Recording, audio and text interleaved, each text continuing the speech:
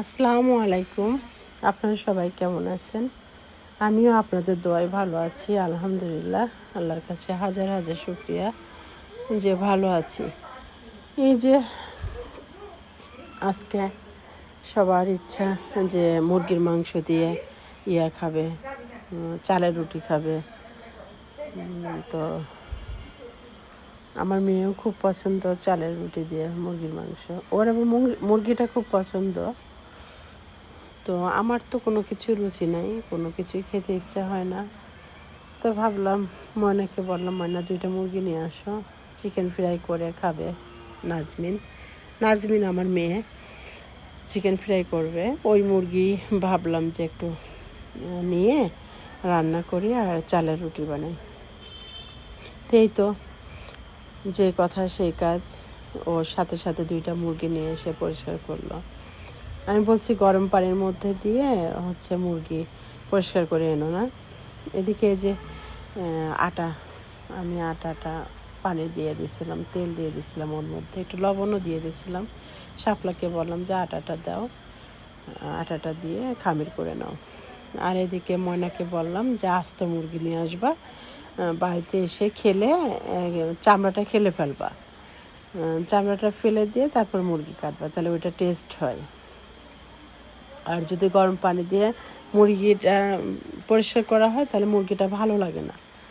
তো এদিকে তাই করছে ময়না, সেটাই করলো। আমি বললাম আগে কিছুটা মুরগি তুমি কেটে দাও, আমি রান্না করে ফেলি আর চালের রুটি বানাই। এদিকে মুরগিটা কেটে দিল, ওইদিকে চালের গুঁড়া দিয়ে আটাটা খামির দেওয়া হয়ে গেছে। আমার খালা শাশুড়িকে বললাম যে খালা আপনি রুটিগুলো বেলে ফেলেন, আমি ছেঁকে দিব। এর মধ্যে এই তো কাটাকাটি শুরু, এই যে খামির দেওয়া শুরু। শাপলা খামির করে ফেলেছে, হয়ে গেল। এদিকে চলতেছে সব কিছুই। এরপরে এদিকে আবার পানি দেওয়া হয়েছে, মুরগি রান্না করব। এদিকে আবার মেয়ে বলছে যে আম্মু সয়াবিন ফল দিয়ে ডিম ভুনা করে দাও। আমার দেওয়ারও সেটাই পছন্দ। শাপলাকে বললাম আটাটা তুমি চেনে দাও, তাড়াতাড়ি আমি রান্না করতেছি এদিকে সব কিছু। এরপরে আবার আমার দেওয়ার বলছে যে ডিম দিয়ে ভুনা করেন সয়াবিন ফল। আবার সব কিছু গোছগাছ করলাম, ভাবলাম যে আগে মুরগিটা চুলায় দিই। মুরগিটা চুলায় দিলাম, রান্না করলাম। মুরগিটা রান্না করে এর মধ্যে আবার ভাবলাম চুলায় রান্না করি, যেহেতু গ্যাসও শেষ হয়ে গেছে। আবার খড়ির চুলাটা বারান্দার উপরে, আরেকটা চুলা, এটা বারান্দার উপরে চুলাটা জ্বালাতে বললাম শাপলার যে তুমি ওইদিকে চুলা রেডি করো, ডিমটা আমি চুলায় রান্না করি। এদিকে আমি মুরগিটা কষায়ে মুরগিটা নাড়াচাড়া করে আমি শাপলাকে বললাম এদিকে তুমি দেখো, আমি ওইদিকে ডিমটা সিদ্ধ করে নিলাম। ওরা আবার সয়াবিন ফল দিয়ে ডিম খাবে। এই তো মুরগিটা দেওয়ার জন্য পেঁয়াজ, রসুন, মরিচ, তেজপাতা, গরম মশলা, সব ডাল, লবঙ্গ, গোলমরিচ সবই আমি তেলের উপরে একবারে দিয়ে দিছি, দিয়ে নাড়াচাড়া করতেছি। এর মধ্যে মশলা পুড়ে যাবে বলে একটু পানি দিয়ে নিলাম, নিয়ে একটু কষায়ে এর মধ্যে আদা বাটা, রসুন বাটা, পেঁয়াজ বাটা 3টাই আছে, একসাথে আমি ব্লেন্ড করে রেখেছি। কারণ আমি যখন কুষ্টার থেকে আসি তখন একসাথেই সব কিছু করে নিয়ে আসছি, আলাদা আলাদা করে নিই, সব কিছুই সমান সমান করে একসাথেই ব্লেন্ড করেছে। আদা, পেঁয়াজ, রসুন একসাথে ব্লেন্ড করে নিয়ে আসছি। ওই জন্য আমি পরিমাণ মতো একবারে এগুলা এই যে মশলাটা দিয়ে দিলাম এর মধ্যে, দিয়ে এবার কিছুক্ষণ কষাবো, নাড়াচাড়া করব। তেলটা উঠে আসলে এবার আমি এইসব মশলা টশলাগুলো দিয়ে দেবো। এই তো দিলাম হলুদ, তারপরে পরিমাণ মতো হলুদ দিলাম। এবার দিব এই যে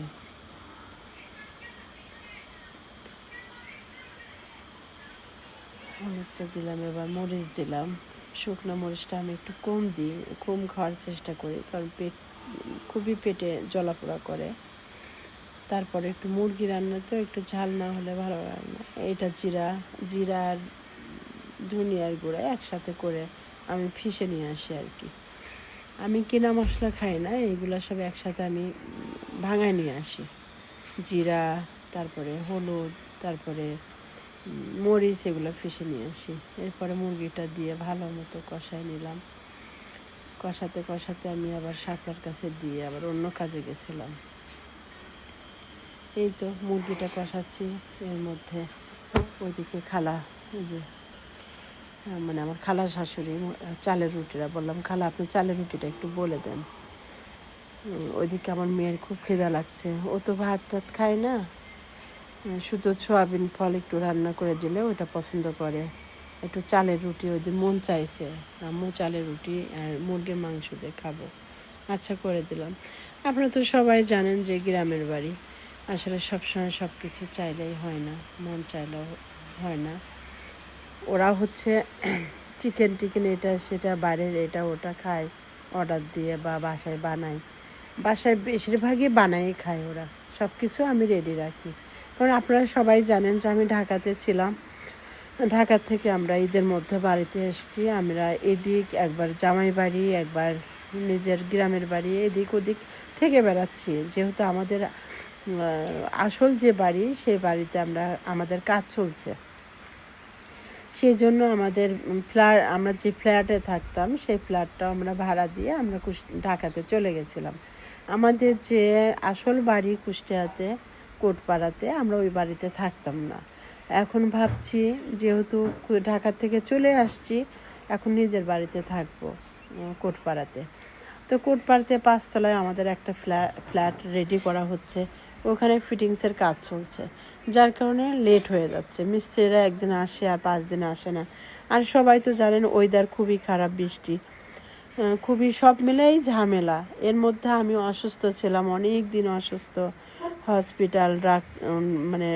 হসপিটাল, ডাক্তার, এই বাসায় লিমোলাইজার নেওয়া, ইঞ্জেকশন নেওয়া, এই সেই, মানে অনেক ঝামেলার মধ্যে ছিলাম এর মধ্যে।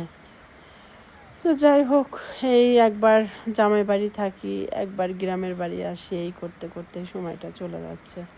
এর মধ্যে যে আমি মাংসটা কষাই পানি দিয়ে দিয়েছি একটু, যেহেতু রুটি দিয়ে খাবে একটু, ও আবার ঝোল পছন্দ করে, একটু ঝোল ঝোল করলাম। মাংসটা হয়ে গেছে, আমি রুটিটা ভাজি করে ফেলতেছি। আমি ভাজি করছি, শাপলাকে বলেছি তো যে তুমি ডিম ছুলে রেডি করো। আমি হচ্ছে আমার দেওরে যে বললো সয়াবিন ফল দিয়ে খাবে, আমার দেওরও পছন্দ করে, নাজমিনও পছন্দ করে।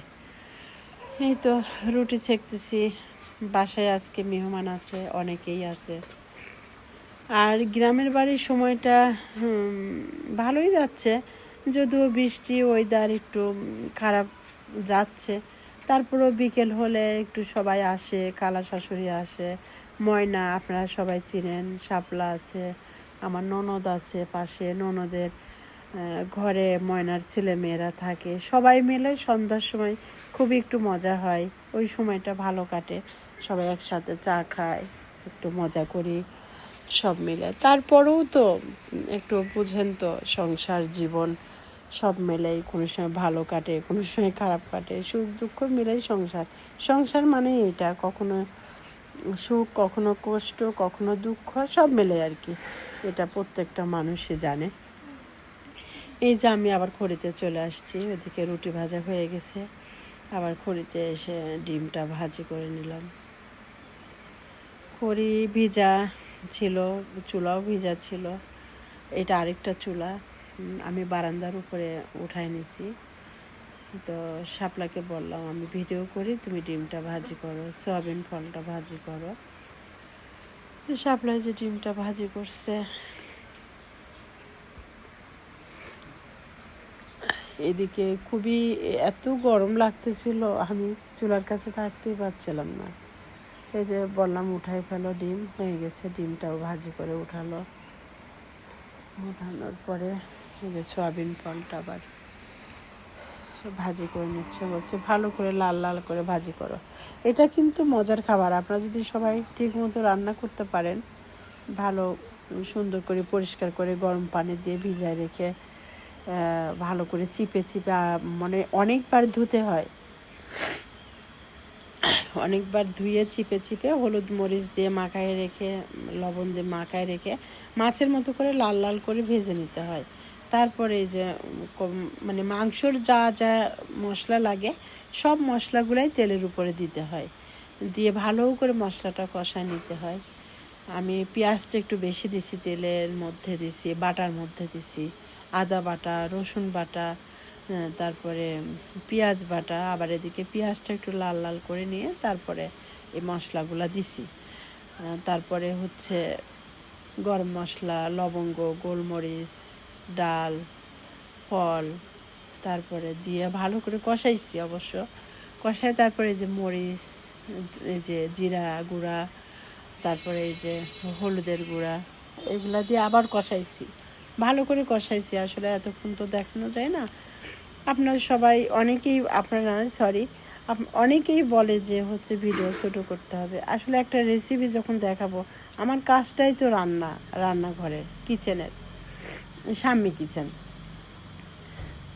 তো আমার তো রান্নাঘরেরই কাজটা দেখাবো, আমার তো রেসিপিটাই দেখাবো যে আমি কী রান্না করি প্রতিদিন। আসলে ওইভাবে রেসিপি আমি দেখাই না, আমি রান্না করি প্রতিদিন, এইটাই আমি দেখাবো। আমি কি রান্না করে কি রেসিপি দিব এইটা বিষয় না, বিষয়টা হচ্ছে আমি প্রতিদিন যেটা রান্না করব সেটাই দেখাবো। কখনো ডাল ভাত দেখাবো, কখনো মাছ ভাত, কখনো মাংস, কখনো